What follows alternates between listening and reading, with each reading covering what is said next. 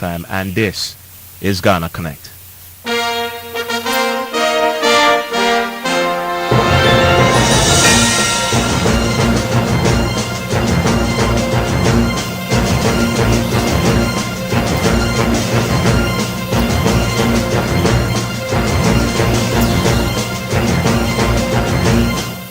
Although the news about the dismissal of our defamation suit against the Member of Parliament was unexpected, I disagree with the judge's reasoning, both on law and the facts. My team of lawyers and I have carefully studied the judgment delivered by the court, and we are unanimous that the judge made an overreach. We are filing an appeal because there was no evidence provided. It was the bombshell judgment that potentially could redefine the contours of investigative journalism in Ghana.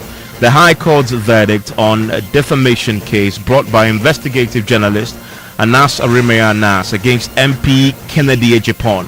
Part of that judgment declared that Anas was not an investigative journalist, but rather, quote, an investigative terrorist.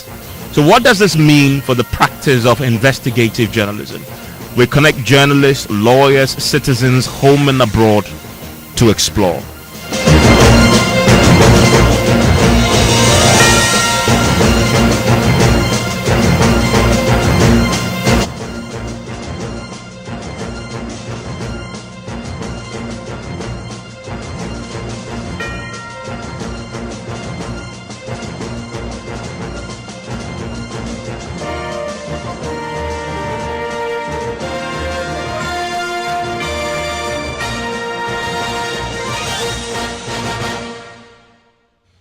We connect after the break.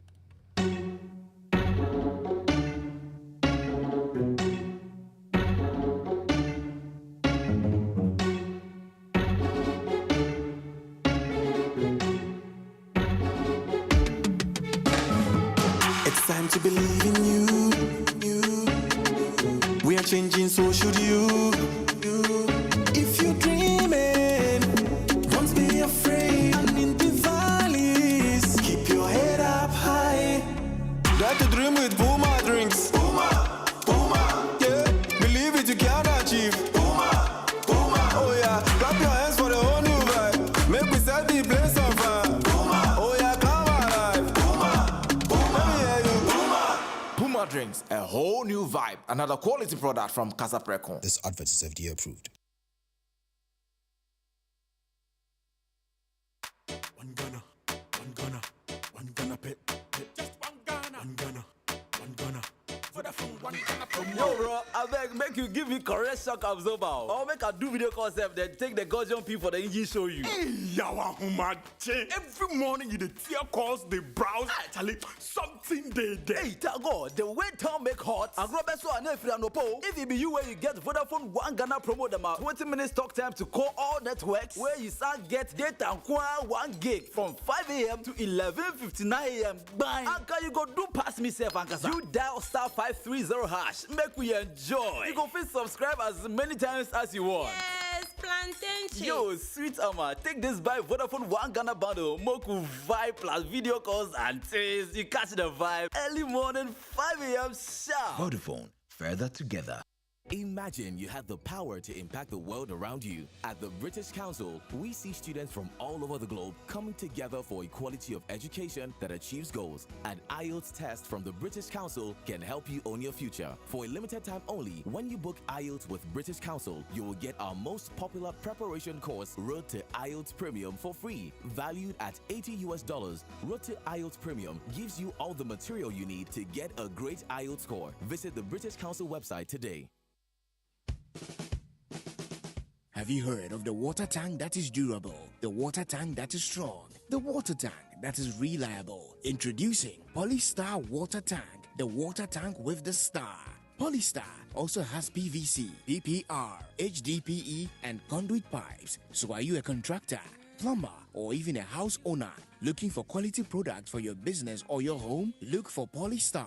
Polystar Water Tank also comes in different sizes and weights at very affordable prices. Locate us at Tema Community 25 or call us on 0246 988544. Again, when you're looking for a water tank, look for the star. Polystar Water Tank. It's strong.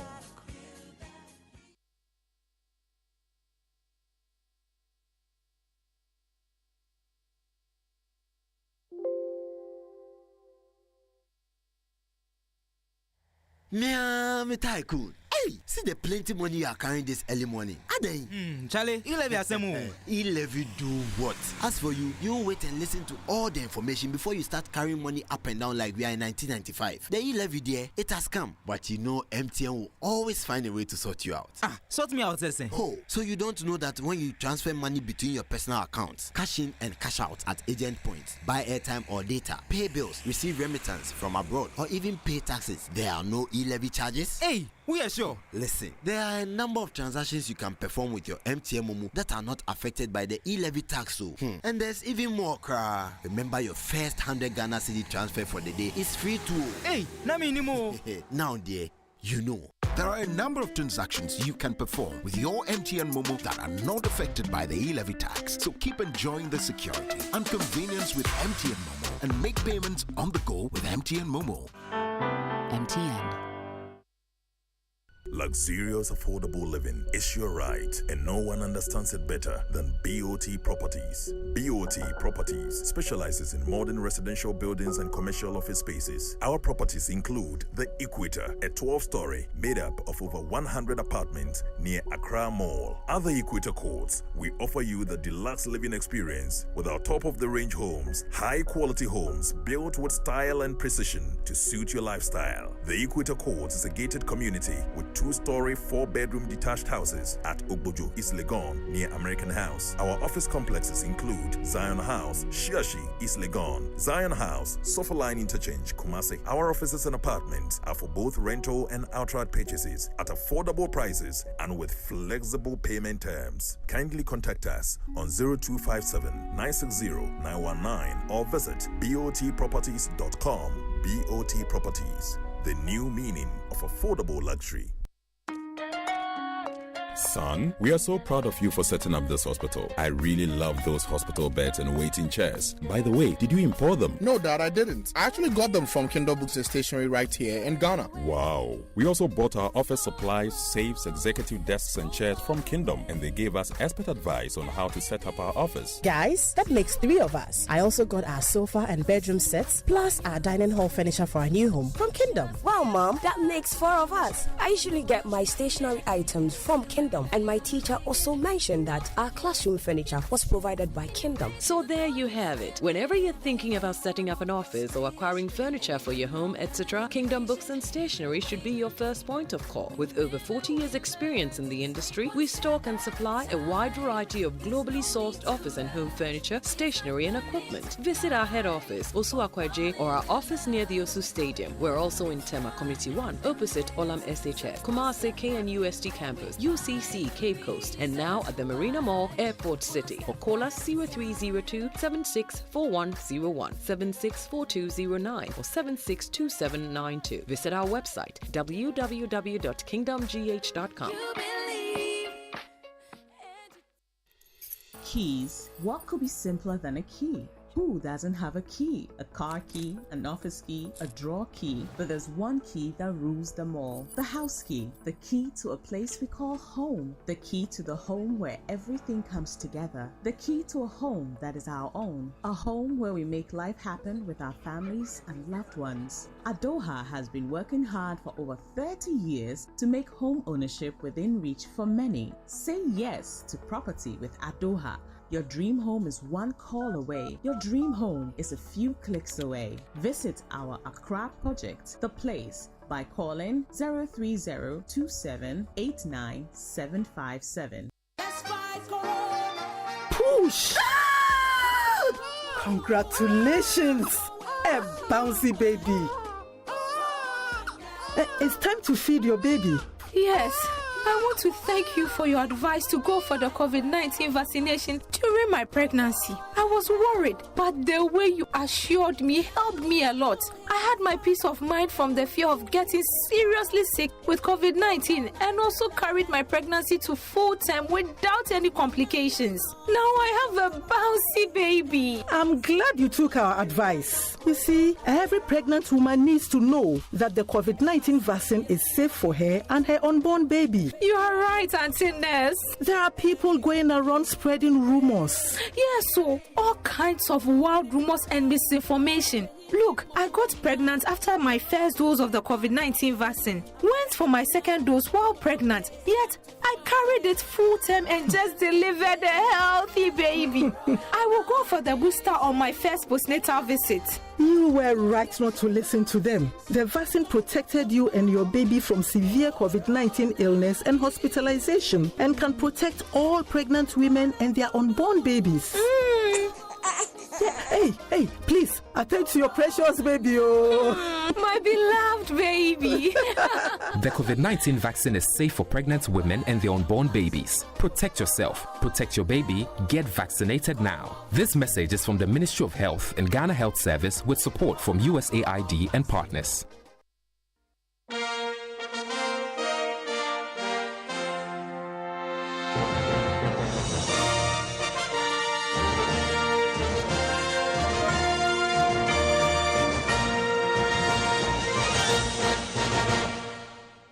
You are live on Joy 99.7 FM, back on air and hopefully to stay. My name is Mensah and this is Ghana Connect. It was a bombshell judgment this week that potentially could redefine the contours of investigative journalism in Ghana. The High Court's verdict on defamation case brought by investigative journalist Aremeyaw against MP Kennedy Japan. Part of the judgment declared that Anas was not an investigative journalist, but rather, quote, an investigative terrorist. The key question remains, what does this mean for the practice of investigative journalists or investigative journalism? Aremeyaw himself has addressed the issue in a video he posted today and served notice he will be appealing.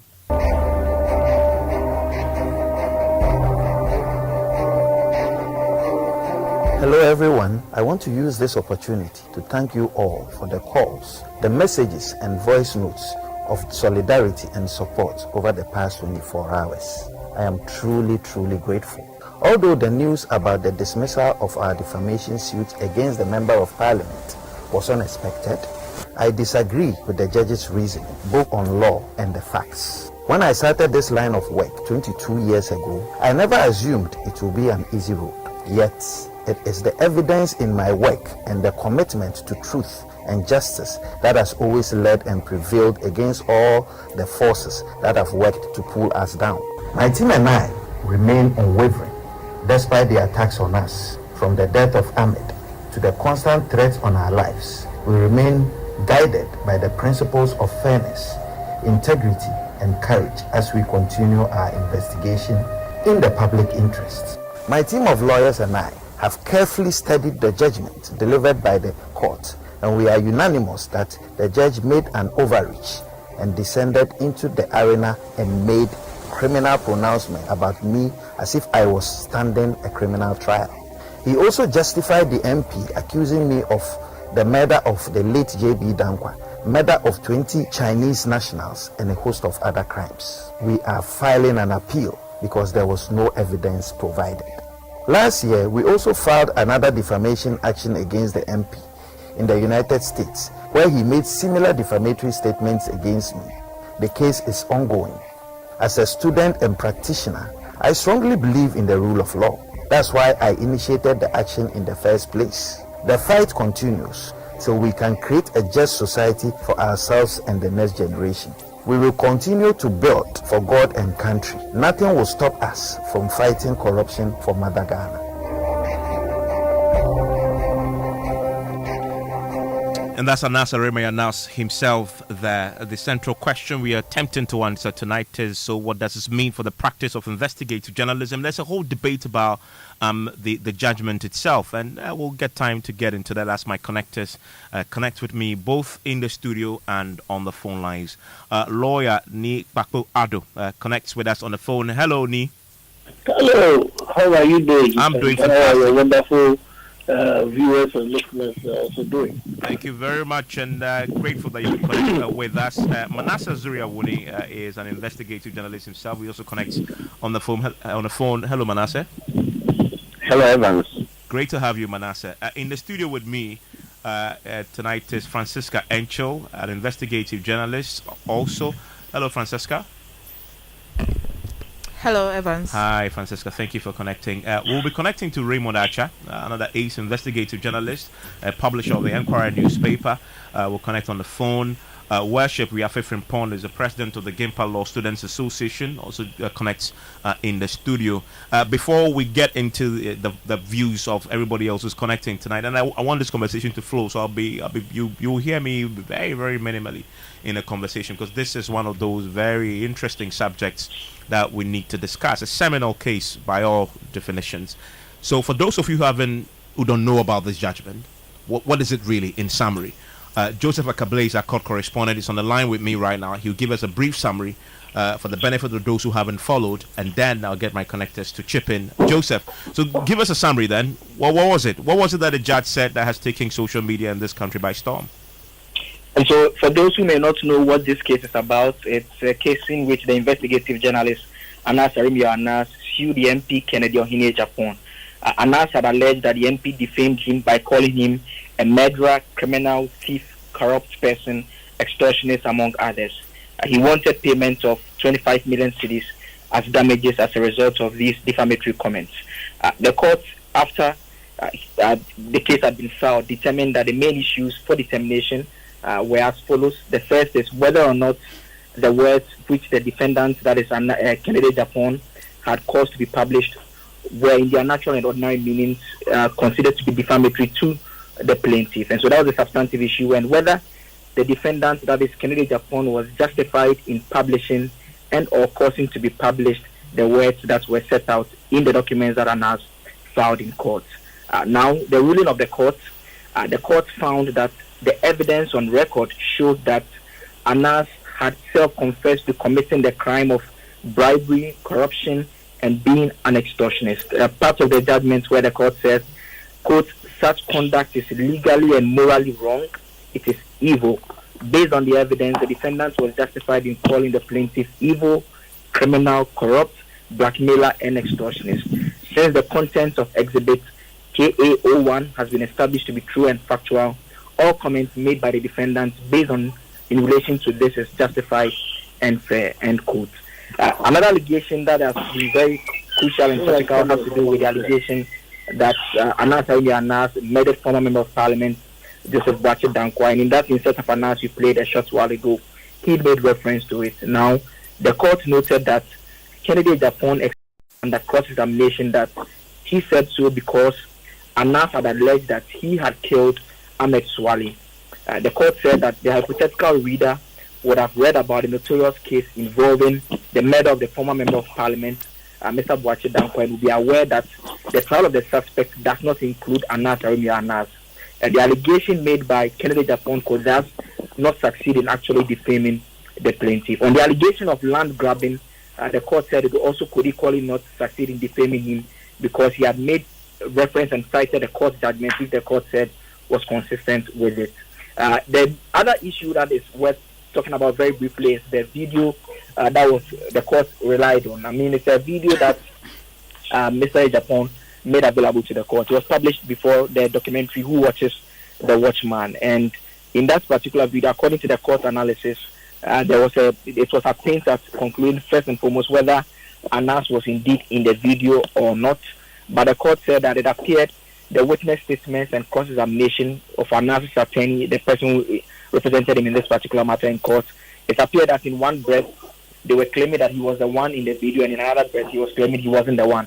But eventually the court took the view that it appears the content of that video and the commentary indeed led you to believe that he was the one in that particular video. And so it's a video where the court says that he's had one in an engagement with a prosecutor where his team had explained that it was a case of a pre-trial discussion, a pre-trial conference. The court said that discussions were had about some bribe that had been paid, and the prosecutor had asked how much had been transferred to her, and how much again was said that some amount was paid to a senior police officer as well. And so that is that video that the court made a commentary about in the event that the court saying that it amounts to a self-confession.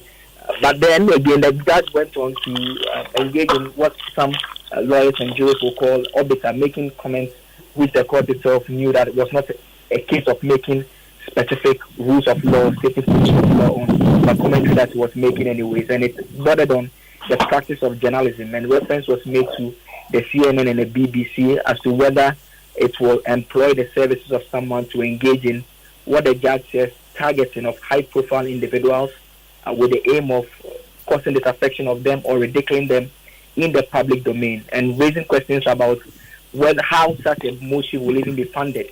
It says the journalist in question is a journalist and a lawyer, and it is not sure that reeks of dollars in the quantity that you have access to in order to be engaging in such entrapment. And so if there is sponsorship, then what is the intention of the sponsors? And if the target is the president, for instance, it could mean that it could be triggered by individuals who do not like the president or contested against him and lost, and who make available funds for it to be used in such a manner just to cause public disaffection. And so in summary, that is what the decision was about, Evan. Interesting, Joseph. Thank you very much. And that last bit, Joseph, describes the judges bringing in the work of CNN, etc. It lays out serious implications for our practice. And now that it's the judgment of the court, anybody can cite it. Thankfully, I have Nick Papa with me on the phone. Ni, so you are a lawyer, and I know you, if I'm not mistaken, you represented one of the judges who was exposed. I represented four of them who were caught up in one of ANAS's investigations in the past. So first, tell me, where do you stand on this debate on the back of the judgment? So, your name again? I always Evans. Okay, Evans. The first thing you see, so that we are guided in this our discussion. Are we going to be strictly looking at the judgment, or are we also allowed to express our personal opinions alongside the judgment, so that I'm careful when I'm expressing my personal opinion and when I am dealing or critiquing the judgment? In fact, because this is Ghana Connect, you're allowed to take it where your convictions lay. Okay, excellent. So let's take it from there, because you see, there's been a lot of commentary on this particular judgment based on matters that are not dealing with the issues at stake in the judgment. You understand? And it is quite unfair if you are analyzing a judgment when you don't take the issues that were before the court and how the court went about dealing with or resolving each particular issue. Because you see, parties go to court with their claims. The court sets down issues for determination. So matters that are not in controversy, the court will not bother itself. Okay?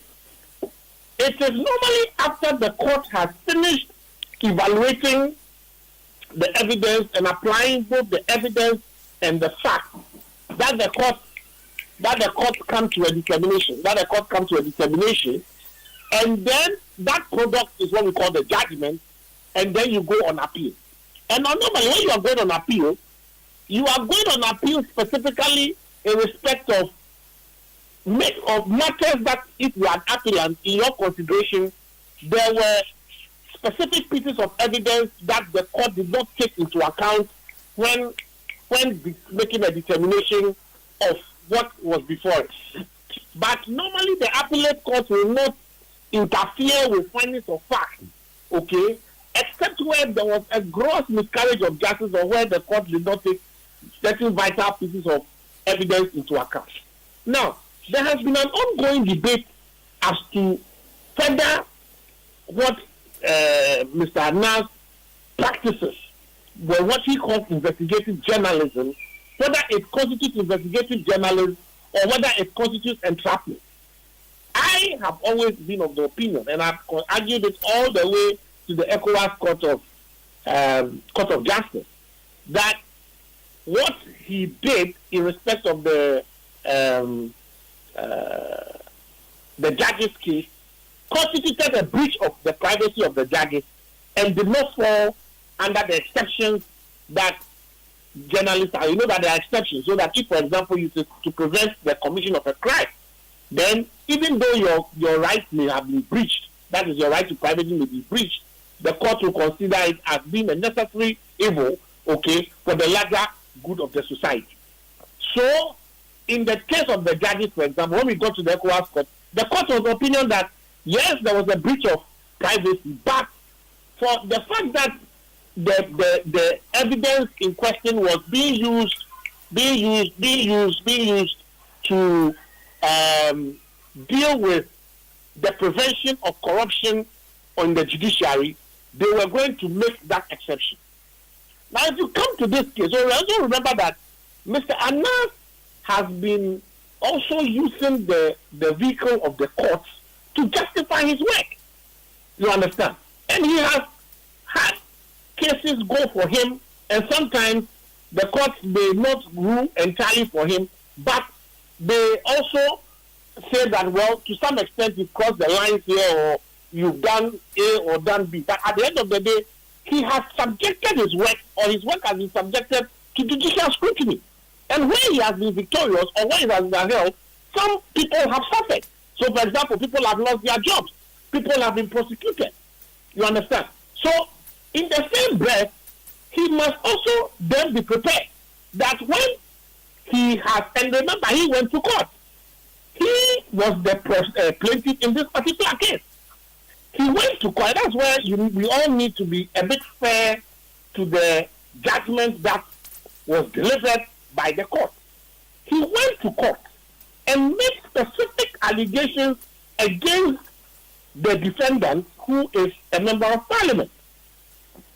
In essence, if you look at, and this can be found on page 3 of the judgment, his complaint bordered on the fact that the defendant had alleged that he was a thief, that he was an evil and dishonest person, that he's a fraudster, he's an extortionist, he's a blackmailer, he is corrupt, he corrupts public officers, he was engaged in a number of things. So in essence, he was a criminal.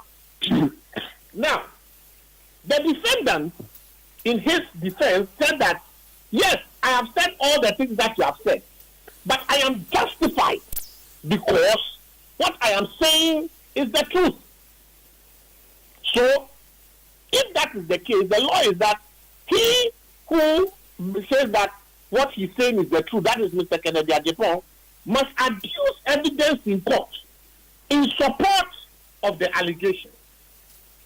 So, the court then set down the issues, and then you see, this was a case where this judge, and if you read the introductory part of his judgment, he said that this judgment was a monumental one because the issues at play and the individuals involved meant that he had to take his time and evaluate every single piece of evidence in accordance with our judicial standard. Yeah, I want the other connectors to come in. So I want to land on your main point on the first preliminary comments, and I'll get others to come in. What would you say on the back of the controversy as it relates to his practice? The major evidence, and that's what I wanted to focus on. That's one of the things your journalist also stated. There was one crucial piece of evidence, which was what? The video that the video on the who watches the watchman. Do you understand? Critically, people don't remember that or don't take into account the finding of fact by the judge that that piece of evidence was actually filmed by Mr. Anas himself. That piece of evidence was not filmed by Mr. Kennedy Japan. Although he procured it. And the point is this. You are talking about, and one of the criticisms that Mr. Anas was putting up was the fact that He was saying that the video was a combination of videos, you understand, and that there were voiceovers inside. I found that very funny. And the judge also made that point, that you did not bring your original copy, because if you say that that video was doctored, where was the original copy that will show that this video was doctored? Because you had a duty. You don't deny that you are the author of the video. You say it is doctored and that there were voiceovers among others. Everybody who is familiar with Anas's work knows that he also does voiceovers. And we have also, when we were dealing in cases involving him, and other lawyers and other persons who also challenged the fact that those documents, I'm sure if you look at from Charles Bishop to what have you, they all complained that there were voiceovers and that they are challenging the authenticity of the videos. Now, in the court of law, the rules on evidence are clear. If you say that the video in question was a doctored video, where was the original? Anas has not complained that he produced an original video which was different from what was in court, and the court denied him the opportunity of playing it or putting it in evidence. So bottom line, you're with the judge when he describes his work as investigative terrorism. Okay, and as a lawyer, if I read the judgment based on my years of experience, I find it difficult to see any particular piece of evidence that Anas sought to tender into evidence which was rejected or which was not evaluated. And I'm sure somebody will point out to me a particular piece of evidence that he sought to tender in and the court refused it. Okay. Stay with me. Let me bring in the other connectors now. And Manasseh is an investigative journalist too. I'll come to the studio where I have two views also represented. Manasseh, you have written on this, and you say judicial terrorism versus investigative terrorism. What did you mean? Hello? Yes, Manasseh, can you hear me? Please, if you can repeat the question. Yes, I mean, you wrote about this, and you titled it Judicial Terrorism versus Investigative Terrorism. What did you mean? Yes, basically, I think that going through the judgment, I think the judge could have done better. I think the judge went beyond what he was supposed to say. And with regards to specific the instance I cited, that even in the process leading up to this day, or a day of the judgment, we know, and it has not been disputed, that one judge was sitting on the matter. That judge was transferred. And then an interim judge was appointed to take over the case or handle until a substantive judge was appointed. Now, when the substantive judge was appointed, Kennedy Japan and his team requested that the interim judge should come back and handle the case.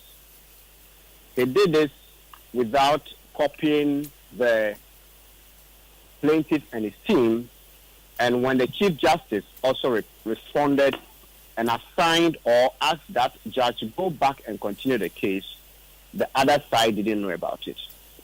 And if you look at proceedings, the judge said that Anas and his team ought to have known about what was happening, both the petition and the Chief Justice's response.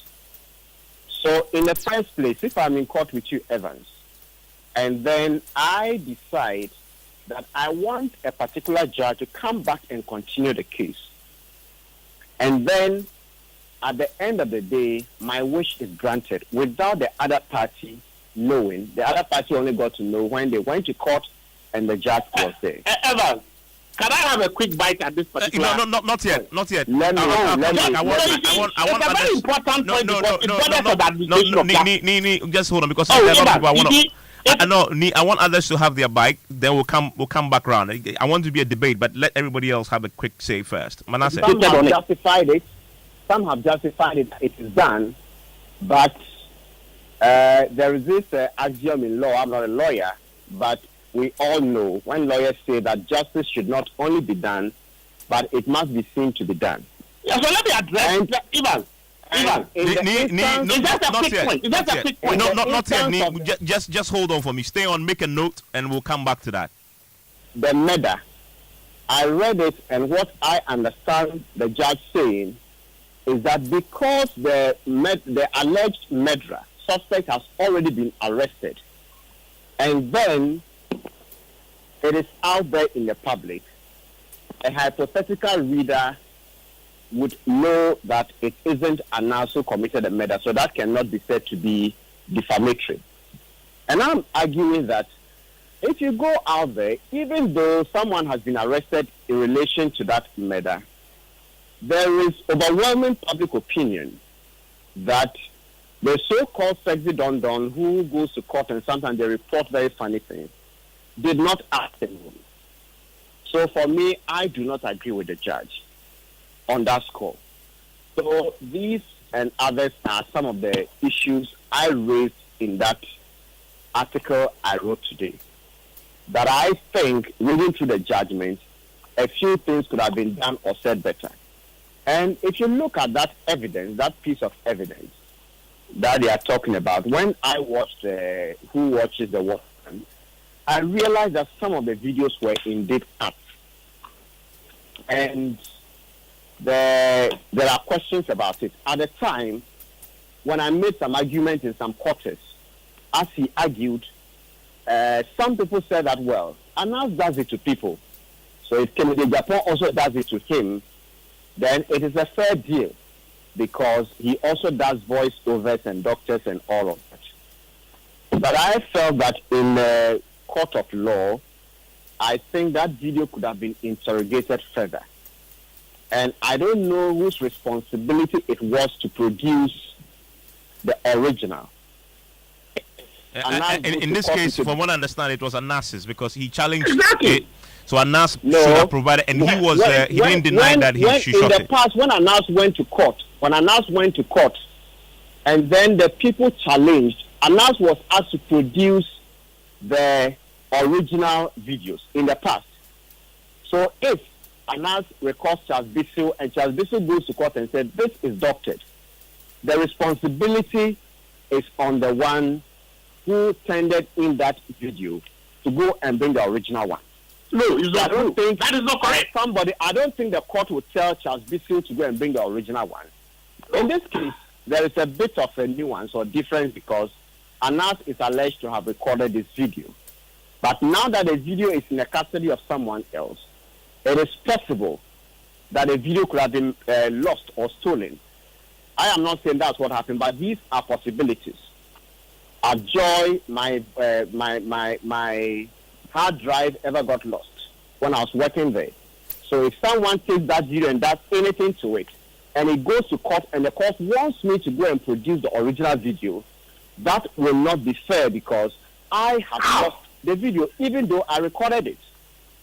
So all of these are possibilities. So we shouldn't just say that, well, because he recorded it, it is his responsibility to bring the original if he doubted it. Because if I should record you, Evans, or if we should go to court and then you, Evans, challenge the video, the court will not say whoever challenges the video should bring the original one. So I want us to open up the discussion so that it doesn't seem like, okay, because A did this, he must do this or that. But generally, I think I have also listened to, I'm not a lawyer, I've listened and read from some lawyers, and they feel that there is something a bit wrong with that judgment. Okay, so two views they expressed about this case. I want to come to the studio, taking it slightly away from the legal matters and come to the implications really. And Francisca, so when you first saw it, when you first saw the judgment, what hit you? Because you are an investigative journalist yourself. I want to understand the thought processes that went through as you started reading around what was happening to Anas. I was shocked and confused. Why? You know, each part I read, at every point, I get more confused because I wasn't getting how some comments were being made in relation to the defamatory suit. Because going into the person's mode of operation, how the person does his work, and then how some tapes end up not coming out in final documentaries pertaining to a defamatory suit. I just didn't get how that was relating. And so at a point I got confused as to how the ruling ended up in that manner.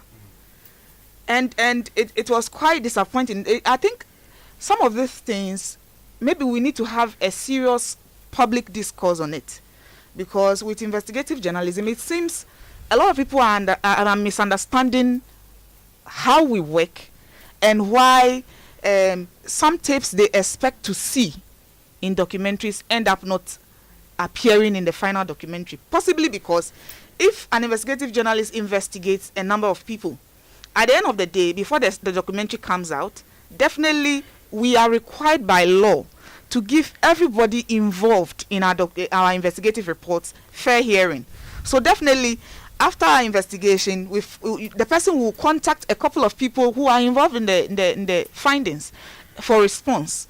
And so possibly, once you know that you were contacted by this particular investigative journalist on a particular issue he or she had investigated, and you were asked to respond, and so you are expecting to see yourself, or even if not you, but someone you know has told you that this investigative journalist has contacted me over an investigation he's done and it involves me.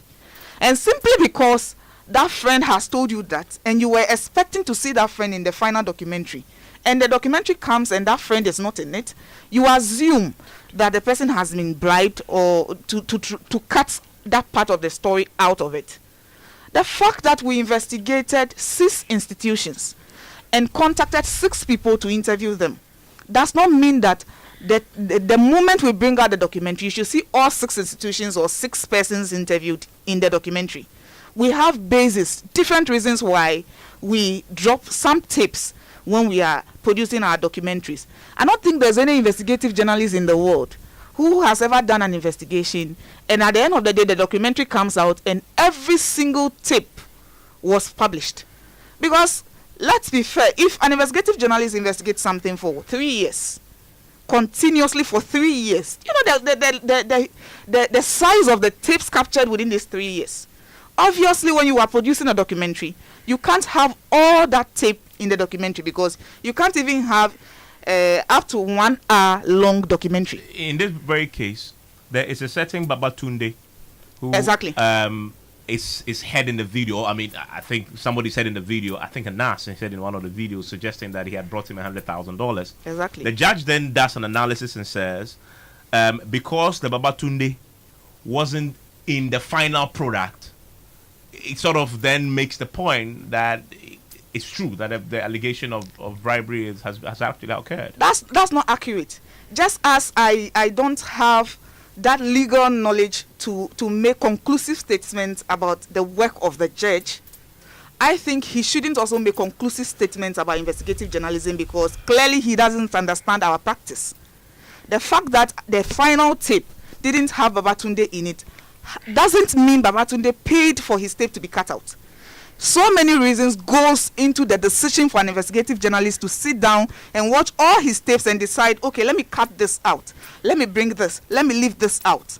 So many reasons goes into it. But does it change your view if you pay attention to the judge's reason for that conclusion, being that in this video, Anas is heard himself allegedly saying that this Babatunde had quote bought him with $100,000, and then the judge says, I didn't see Babatunde in the final product. So then that comment in the video is proven. So, you know, there are some instances where you can actually go and investigate something, and during your investigation you set out your gadgets and all that, and you can come back home, you know a particular event took place, which you can perfectly narrate, but then you go home, you put your gadget, you connect your gadget to gather your tapes, you realize you don't have the tape. We have gadget failures sometimes. So it is possible that a particular event took place, which you can categorically speak to, because it's a fact, it took place. But then it is likely that your gadgets failed you. You could not capture a video, but that doesn't mean that event didn't happen. Okay. But that's an investigative journalist view there. Let me bring in worship. Worship. So, I know you've sat quietly listening to the debate. It's quite an intense one. Well, where do you stand on this? Well, I think that I agree with many when they say that this case is a rather sensitive one involving personalities who have varied reputations and popularity. And I'm a bit worried that we are rather simplifying it to make it look like, there's some sort of ganging up against Anas in this process. Just like Ni mentioned, there's been a few other court instances where Anas himself has benefited from the ruling of the court. And so we should always be on that, premise that the court is actually the final impartial arbiter of justice. Now, I would want to respond swiftly with Francisca's issue, and then I'd continue to that Manasseh. There's a difference between an obiter dictum, right, and then the ratio decidendi. Normally in court, the passing comments that do not directly relate to the case that the judge would make in the process of elaborating on the case are called obiter dictums, and they are not held within the court's ruling, so they do not form part of the principal ruling of the court. The ratio decidendi would directly be the principles of law that the judge will make in support of the explanations that he has given. And we need to really pay attention to the case actually in court and what transpired, than moving away from court to talk about things that perhaps were not in court. And as a lawyer himself, and he's a journalist, he places him within the center of the two issues that are happening. And he is aware that in civil suits, the primary burden of proof always rests on the person who is making a averment to provide evidences in support of that averment that they are reasonable beyond doubt. And once you provide that sufficient evidence, then that burden moves away to the defendant to also provide evidence in rebuttal. These are captured under Section 14 of the Act 323, and then Section 10.2. And so, if Manasseh makes the argument that because Kennedy brought the video and then Anas did not, respond to it in any form or provide the original video, the burden is not on him, then it's wrong. If Kennedy has been able to provide that burden, it shifts from him to you to also provide so that a ruling will not be made against you. And if indeed you agree that you are in the video and it was a rehearsal, you've admitted to the scenes inside there, then the burden is on you to actually prove that indeed this was a rehearsal, and so this cannot form part. These are two separate videos. They're mutually exclusive. But if you don't provide a reason and you don't provide the actual video, then the judge will find that particular exhibit authentic. That is really the premise of the argument. If somebody says that Evans has done this and I bring a video in support of that, and Evans says that no, this was something it was a funny comment, then it would rest on Evans to actually provide. So it's not really about I have shot a video and there's a certain part I decide to bring out or not. This is something that has been tendered in by the defendant as evidence to why he made those statements as basis of justification. So you would have to actually provide it, like I'm saying, under the two sections, the onus of the primary burden of proof will shift from him to you. And you'd realize that a judge found that the other exhibits, KO2, KO3, KO4, he says that were fair comments, because once there's been a decision on the actual murder case and there's been a culprit found, then we cannot really, assess the impact. Then the right-thinking members of society will assume that it can be you. It can be you. It can be you. And you see, the judge is a trial of fact. The judge has that discretion, looking at all the facts laid before him, to say that, okay, these ones indeed go a long way to damage the reputation of you. Assuming that there had not been a decision, and we've not reached a final conclusion on who the murderer is, then we can sustain the argument that in the absence of that, then that statement was defamatory, because we still don't know who did it. It means that there could be a probability people will start looking at you and us rather as the murderer when the case is actually in court. But he has not been sentenced. But there's been a conclusion. Once there's been a conclusion, he and us himself cannot be, a victim of that defamatory statement. Those are the arguments in court. No. And you'd realize that there were a few questions that the judge asked. Francisca, you disagree? I disagree. Why? Let me just hear why. But until he's proven guilty, has the guy been proven guilty? He's not been proven guilty. As I speak, he's still a suspect in the case. And so if somebody makes an allegation that I murdered the man, if somebody makes an allegation that I murdered JB Dankwa, although there's somebody in custody, that person has not been found guilty yet. It means it is likely that I also have a hand in it. So you can't say that simply because somebody is in custody over a murder, an accusation leveled against me about the same murder can't be injurious to me. That's not a fair statement. Well, you see, Evans, we need to take the statements of the judge in light of the analysis that he made. That the defendant in question indicated that I made these particular statements prior to this particular case. And the judge is making the analysis, making the assessment that that particular case actually has beyond a primary suspect in custody, beyond a primary suspect. And because we have a beyond a primary suspect, we would need to move away from actually weighing and balancing the impact of the defamation that you sought. I mean, you sought to claim that you're a victim of.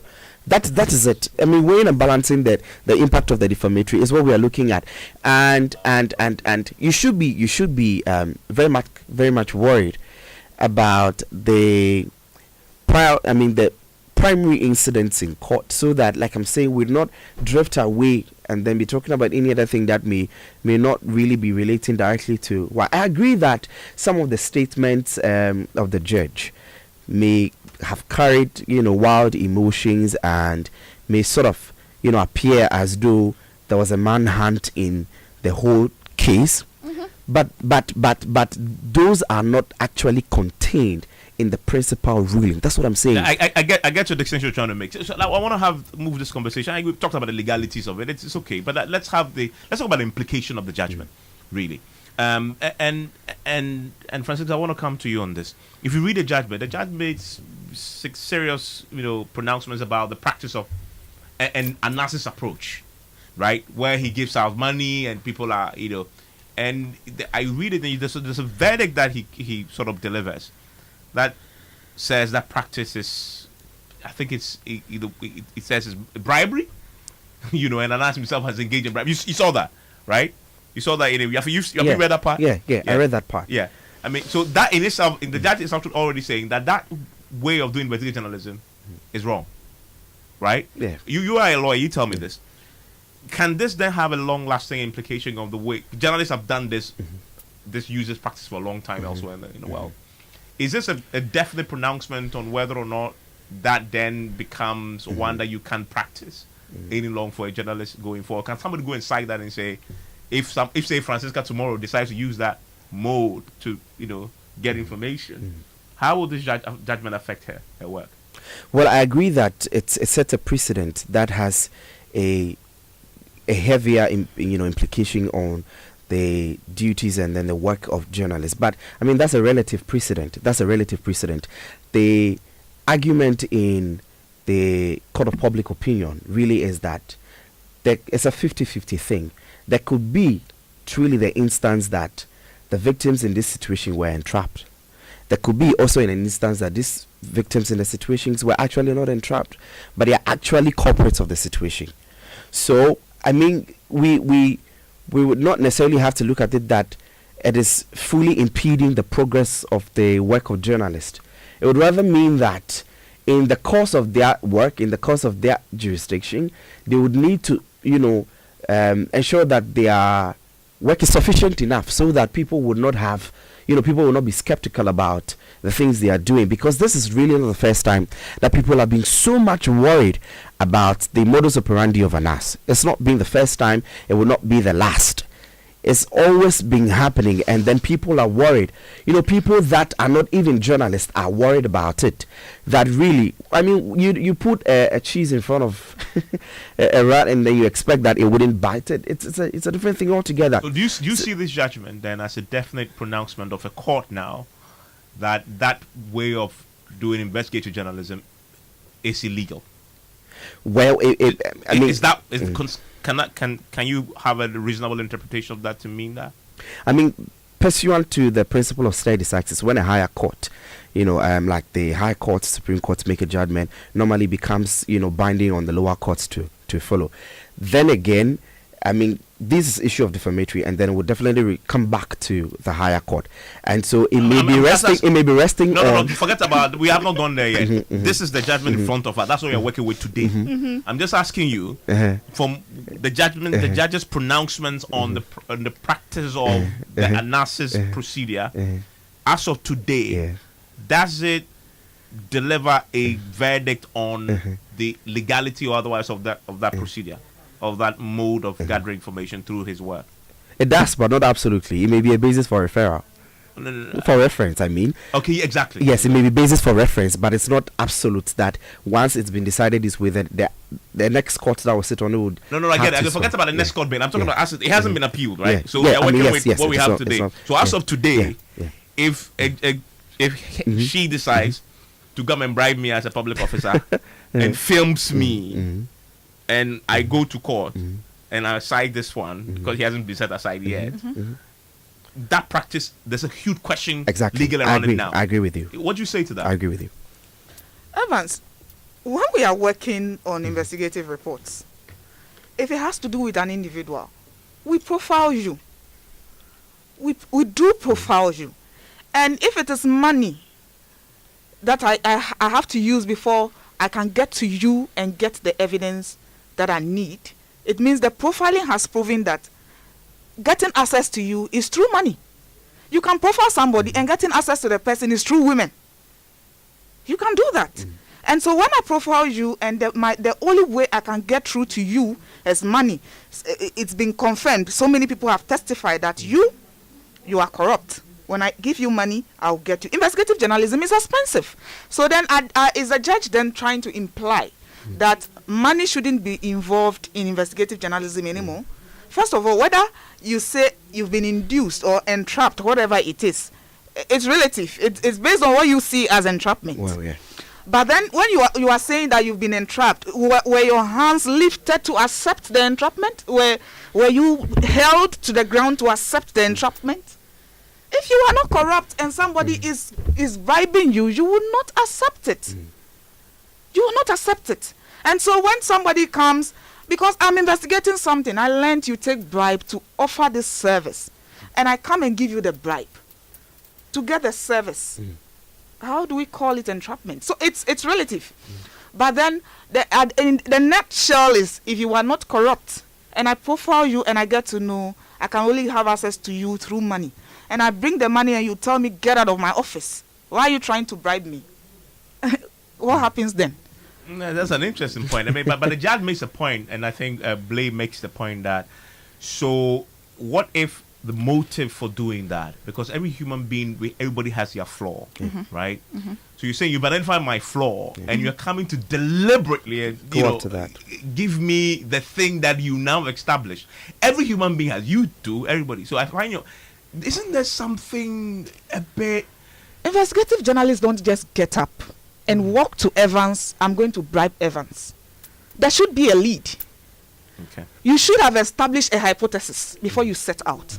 Like a judge who you've had. Exactly. It is because some people have come to you to tell you, the course of justice, I had a case, this judge was in charge of it, and at the end of the day, I don't have money. I realize the other person is rich, and I understand the person went to meet the judge, gave the judge money, and then the ruling went in favor of the person.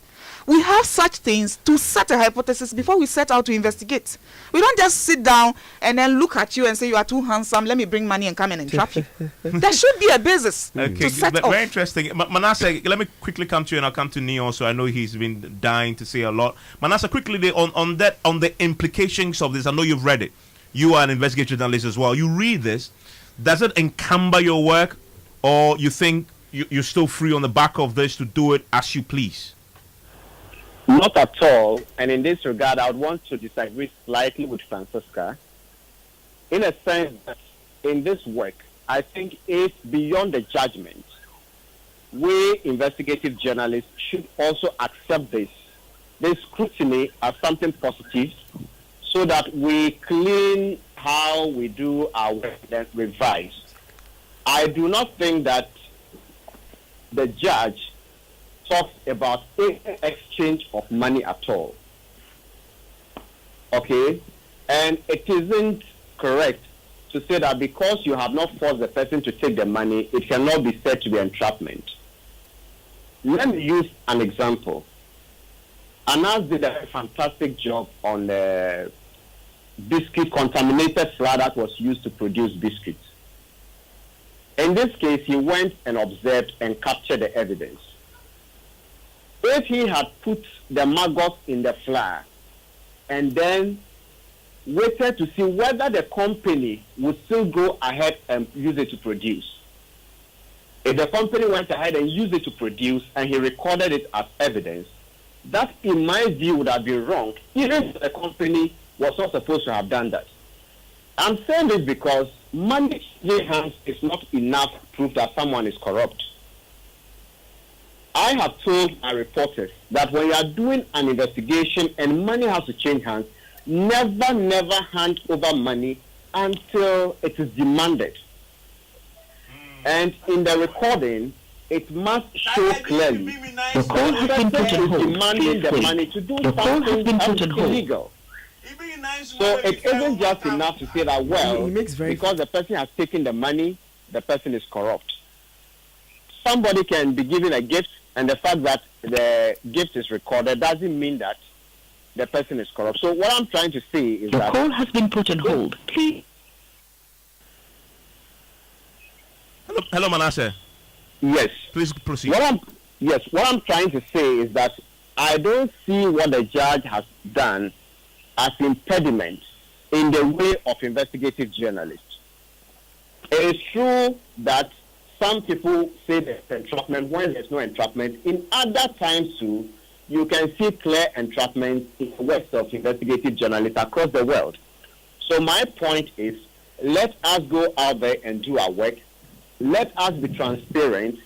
Let us not betray the trust that the public has imposed on us. And when we are dealing with others, let's ask ourselves, if this was done to me, would I have liked it? So that at the end of the day, we can do our work and go home to sleep soundly with clean conscience. So that I don't sincerely believe that what the judge said will mean that we shouldn't use money to do investigation. But if you go to Nsawam prisons and then you hear allegations that some prisons officers are taking money to buy drugs for the inmates, and then you go and then you hand over $10,000, that if you're able to give this drug to an inmate, you get $10,000. In this case, the amount of money involved may be so irresistible that someone who is in the habit of selling drugs may be tempted to do it. I will call it entrapment. So when it comes to the exchange of money, it is a very delicate issue, but I sincerely believe that we can still continue to do our work, and I don't think the judge in that aspect is talking generally about exchange of money. You can never rule it out. But there are ethics guiding every profession, and when it comes to undercover investigation, including where there's supposed to be money, as I've stated, don't give until it is demanded. And not every money that changes hands means that someone is corrupt. No. Francisca, I want to have you. Yeah. The fact that I spoke about saying entrapment being relative doesn't mean I support entrapment. I think I've said it on enough platforms that I am against entrapment of any nature. If you pick any investigative report I've done, you realize I always use participatory strategy in my investigations. I go through the process. If the thing is happening, if this is the issue, I go through it, and you can check every report of mine. I am against entrapment, and I've said it severally. However, and everything that Manasseh said, yeah, it's true. It's possible that something that somebody is going through at a particular moment or whatever might somehow influence the person to accept a bribe or whatever. But what I'm saying is, if you do not believe in accepting bribes, if it is a principle you can't be entrapped to accept it. Although I am against entrapping anybody, it is fair to do participatory investigations, capture your evidence live as it happens, and bring the raw evidence out. When you bring it out, nobody can come out and scream, I've been entrapped, because the evidence is clear. So just that the fact that somebody presumably entrapped you doesn't justify why you accepted it. Interesting. Let me get the two lawyers' views now before I wrap up. But you second, but let me go to Nee. Hello, Nee. Yes, now you have your 10 now. Please go. Yes, let's deal quickly with some issues that were raised. This issue of judge change, okay? I can tell you, when we did the judge's case, okay, there was a case we filed in Kumasi against Anas from showing the video at the Golden Tulip Hotel. The matter was transferred to Accra, right? And a single judge had almost all the matters that we were dealing with when it came to Anas. Would you say that because that is at the request of a particular party, it means that the judge is favoring somebody? If Anas had any problem with the particular judge in question, he knew what processes to activate. He can bring an application for recusal, and the judge would rule on it, just as we've seen Justice Honyanuga's case. And so nobody can say that the judge had a special interest. That is a very unfair attack on the integrity of the judge. If the reports as were captured at you, can the judge possibly said, this is the judge that had heard a portion of the evidence. And obviously, if he heard a portion of the evidence, why shouldn't he hear the entire case? And why should a new person come? The chief justice in his wisdom says, fine, if you are a party and you disagree, and be the lawyer, he knows what to do. So that is just a red herring being thrown in to just distort what happened. On the issue of voice over, okay, the judge, and this is at page 43, 44, and I think I keep pleading that people should take their time, and if you want us to do an exhaustive show on this one, I think you should create a forum for us to come and sit down and take the judgment and take it piece by piece. The judge said, announced in his witness statement and statement of case, used voiceovers to try and explain the context of some of his statements. And so if you are using voiceovers in your witness statement and your statement of case, why shouldn't the defendant be allowed to use voiceovers? It is just a matter of fairness. If you use it, the defendant had a right to use it. What you have is to cross-examine the translator who did the voiceovers in respect of translation. And he had the opportunity. In fact, you know, the most critical piece of evidence was the issue of the voice, the video recording, which the two recordings that made up the Who Watches the Watchman. Those recordings, the recording in the office of the state prosecutor was done by the Abbas. Indeed, if he had another tape which said that the thing was doctored, this is because this is not the first time Anas is engaged in these kinds of trials. He always brings what he calls the original rush, the original. So if you believe that particular tape was doctored, Anas has the expertise because he has video editors, he edits his videos and all that. He could have called an expert. So clearly, the judge had a lot of legal basis for coming to the conclusions that he came to. Future of investigative journalism. There must be standardization. And I'm happy that Manasseh is stating the fact that the principle, the cardinal principle should be, if what you are doing, okay, you are subjected to the same standard, will you survive? And that was one of the cardinal things that the judge sought to point out. That Manasseh's mantra is name, shame, and jail. When he shows videos about people in the public and the recordings, what he says is that we should take the recordings and the contents of the recordings for what they are. The people don't get the opportunity to come and say that those videos are doctored or whatever, and then what forum does he give those people the opportunity to counter the videos that he did? The same principle was applied to him in this case. What the court said, you have been seen in a video making what we call judicial confessions. This is a video that you recorded. So on what basis are we not also, as a court, not to accept the recordings and the statements that you made in it? If you say in the video that you have been compromised by a particular person to the tune of $100,000, why should we not accept that as a judicial confession? Because that it is in the tape. You have recorded it. All the people that Anas has gone after in the past. What has been his basis? That Kwesi Nyantakyi said this on the video.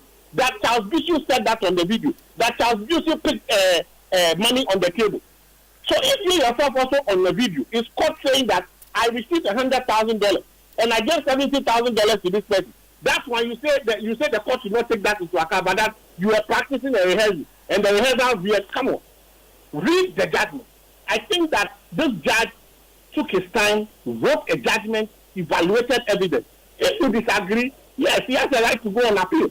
But until an appellate court overturns this particular decision, it remains findings of fact. And it's just unfortunate. As much as we may all admire Anas, and sometimes people should distinguish between a critique of his work and a critique of his person.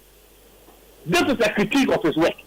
And a court, just as the same courts have upheld portions of his work, when the court said that in this particular instance, based on the evidence available to the court, this is what the court's findings are, we should learn to respect the court's decision as well. Okay. Yafe? Well, so I think I generally agree with Manasseh on that particular stretch. I was indicating prior to his statement that indeed, motive may not be too much of an essential element, right? But in our legal system, it is allowed for us to find out whether or not the motive for which the action happened was, the intent was to induce the party in question, or generally because you have already heard that this person has the tendencies of doing this or often does this, that's the reason why you're going. Because if I understand that someone is a criminal, like a proper criminal, someone who robs the bank, and then I get closer to him and I'm like, my friend, today there was no money. Do you think we should rob the bank? And the person says, yeah, I think we should go and do it. At the point in time, you didn't go and you did not directly hear from the person first of the person's, character or traits. You actually mentioned it and it induced the person in the process. And so it is really a time that, and a call that investigative journalists would look at how they are carrying out their work so that people wouldn't really question the motive behind the task that they are carrying out, so that people would genuinely still hold them that even our courts are failing us, we can still trust investigative journalists to bring out the real details of the question. But if we have to always question the motive that you have, and that you have to use huge sums of money, in the conversation with people and tell, okay, so what we should give you this amount of money, right? And the person takes it and you say that, okay, the person actually has the tendency, and so whether or not there are circumstances of entrapment, it does not matter. And Manasseh lays out a very interesting principle that don't offer the money if it has not been demanded. Until it's demanded. And it's a very important principle, and I think that all other investigative journalists, including my friend Francisca, she doesn't disagree, Manasseh. Manasseh himself, we were on the same platform last Saturday. Okay. And he cited an example of when we do stories and people try to bribe you to drop the story. And so he cited a situation where he went somewhere and then he was being offered money. Huge sum of money, and he refused to take the money. The person used so many stories to try to coerce him to accept the money. He refused to accept it. At the end of the day, he walked out there boldly without accepting the money, story, yeah. And then still did his story. And when he went later on, he got to know that there were state security people had been planted to arrest him had he accepted the money. Okay, so he was being entrapped, right? The money was being forced. He was being coerced to accept money. I see where you're going with this. He had principle, and so he refused to accept it, and he walked out with his dignity intact. Yeah, Manasseh may reject them. Manasseh, if you give Manasseh fidelity and akbale, which I know he likes, maybe he might have eaten that. Hello, Manasseh. Hello. I'm sure you might have eaten the fidelity if that was the one that came your way. Can you hear me? I can, yes. Yes. What I'm still insisting is that what Francisca said is true, and the security man who was supposed to lead the arrest said this in the presence of Mr. Nana Komia. But I still insist that The fact that I didn't take the money doesn't mean that if somebody takes it under those circumstances that I was offered, the person cannot say he or she was entrapped. So when people say they were entrapped, I hear people say if you are a vegetarian and they offer you meat, why should you? I think it is wrong. We journalists have a responsibility to be fair, honest, and transparent with the people we deal with. So I will never under any circumstances say that because I didn't take it, I expect others not to take it. The responsibility is on me to ensure that I do not coerce somebody, I do not entice somebody, I do not give money The when call it's has not been put on demanded hold. it. Please wait. And sometimes even taking the money isn't enough. What they claim they want to do, you should follow it through to get to the bottom of the story. So I would insist that as we go forward as investigative journalists, I do not agree with some aspects of this judgment. I do not agree with some of the attacks on Anas, but I sincerely believe that this scrutiny is good for the next generation of investigative journalists. Okay, and Anas, I think that's a fantastic way to wrap this all up. Let me take final comment from both of you, Yafe and then Francisca. Well, Evans, I think that we would really need to move away from thinking that the issue or whatever transpired in court is a cause in manhunting a particular person or a particular personality. We need to actually take the instances and then the evidences that were tendered in court and look at it and weigh it and say that, okay, in analyzing this thing, truly, was the person, complicit or the person was not complicit? Was it grounds for defamatory or was not grounds for defamatory? If we look at it that way, we'll be taking the issues that happened rather than taking the personalities and saying that the whole thing that happened is attacking, a particular personality or, one person in there. We should just look at the issues that really happened and look at what the precedent set, like you mentioned, and then look at it from two other stretches so that we advise that regardless of this particular precedent, there's still a responsibility on any other court so that would listen to any case like this that is being done by our investigative journalists to look at it well and not say that because this one has been set as a precedent, it means it applies in all circumstances. Francisca, what's a big thing for you on the back of everything that has happened on this judgment? Yeah, so I think I'll have to side with Manasseh on this. No matter what it is, from the different angles and the different issues that have come up, I think it's a lesson to everybody because we have young ones who aspire to be investigative journalists, and they have cases of this nature to cite and know that entrapment, this is what it can do to you. At the end of the day, these attacks on your image and all that can happen as a result of that, and for them to know better which strategies to use, and they have others to look on to as to how even Anas himself has done stories in the past where he was commended highly. But then, unfortunately, for some time now, he does stories and people have reasons to cite entrapment in it. So it's a lesson. It's something that everybody can learn from. But then, I feel we wouldn't be having all this discussion if the judge has stayed on the issue. If he had not run the commentary. Exactly. If he had not run those commentaries might not have actually had any effect on the judgment in the first place. But then those commentaries have raised the issue of you attacking somebody's personality and having the view of you judging in a particular manner because of certain perceptions you have about a particular person. So had he stayed on the issue, I don't think we would have had this debate in the first place. So we are looking forward to what happens next. He says he wants to appeal this, yes. And I think it's going to be a very interesting thing. I think the whole of this country will be interested to know exactly what happens in Thank you very much, Francisca. Thank you, Riafe. Thank you, Ani and Manasseh. A few of you on social media, on Facebook. Jody says, people forget that even in respect of the judges, some refuse the bribes. We are dead as a people. It is a revenge of the corrupt. Venerable Nathaniel Nate, Francisca, it says it's not pleasing goodness and righteousness at all. Venerable says, and a few of you on WhatsApp also shared your thoughts on this.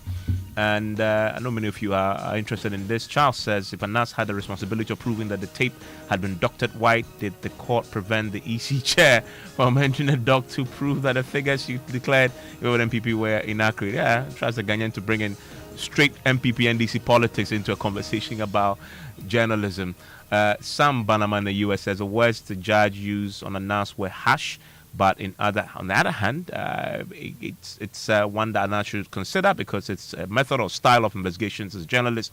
He says it's unprofessional. It's his view, and Manasseh has said his take on this as well. Thank you all for connecting, and I know this debate will continue until that appeal is decided.